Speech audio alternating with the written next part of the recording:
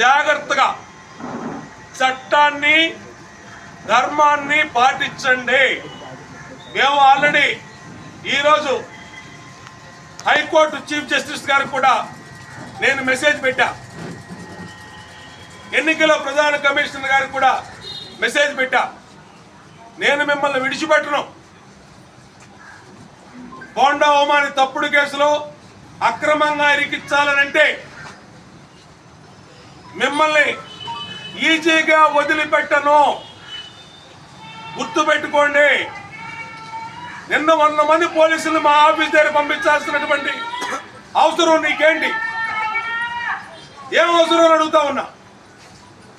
మేము జనాలను తిరుగుతున్నాంగా. నిన్న ఒక్కడిని వెళ్ళి ఊరేగింపు కూడా లేకుండా నామినేషన్ వేసి వచ్చాం. మా కోసం, ఒక్కడి కోసం